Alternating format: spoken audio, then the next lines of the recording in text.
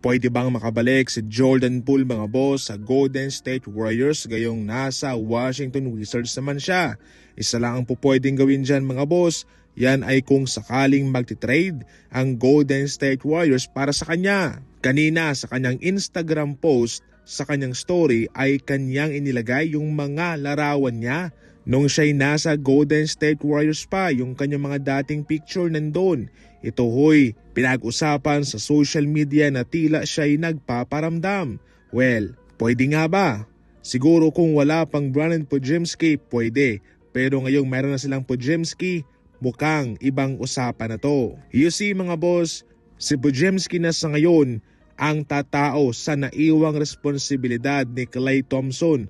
Siya na nga yung parabang papalit kay Stephen Curry kung ito'y magre-retiro na. Kung saan noon, nung nasa Golden State pa si Jordan Poole, siya mismo ang naatasan sa ganyang papel. Subalit dahil sa mga pangyayari, ito'y nagresulta sa pagkapunta niya sa Washington Wizards. Para sagutin ang katanungang pwede ba siyang makabalik mga boss, definitely mahirap at mukhang hindi ito mangyayari. Dahil nga kay Brandon Podziemski. Hirap si Jordan Poole mga boss sa kanyang unang season sa Washington Wizards. Kitang-kita naman yan. Hindi siya yung Jordan Poole na ating nakita sa Golden State Warriors sa mga huling taon niya. Sa ngayon, patuloy pa rin siya nag-a-adjust at ating matutunghayan yan sa panibagong NBA season kung siya'y mag-i-improve ba.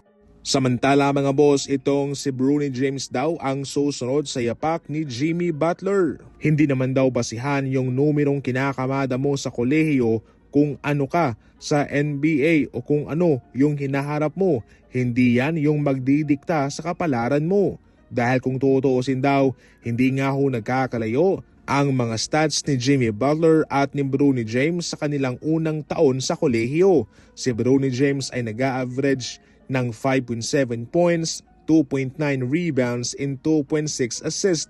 Si Butler naman 5.6 points, 1.8 rebounds and 0.7 assists. Kung tutuusin, lamang pa nga si Bronny James kay Jimmy Butler. Ngayon, fast forward pagkatapos ng 13 taon, si Jimmy Butler ay isang star player na sa NBA. At kaya kung nagawa raw ni Jimmy Butler, posible ring daw magawa ito ni Bronny James sa NBA. So dapat huwag lang muna daw husgahan si Bronny James sa kanyang mga ginagawa sa ngayon dahil bata pa naman siya at nagsisimula pa lang daw siya sa kanyang career sa NBA. Well mga boss, ako mismo ang magsasabi na aabangan ko yan na kahit aabutin man ng 13 taon ay patuloy kong babantayan si Bronny James kung ano ang kanyang ma-accomplish sa kanyang career, kung magiging katulad ba siya ni Jimmy Butler pagkatapos ng 13 taon. Para sa inyo mga boss, ano ang komento ninyo? Yan lang muna sa ngayon, maraming salamat po sa panonood.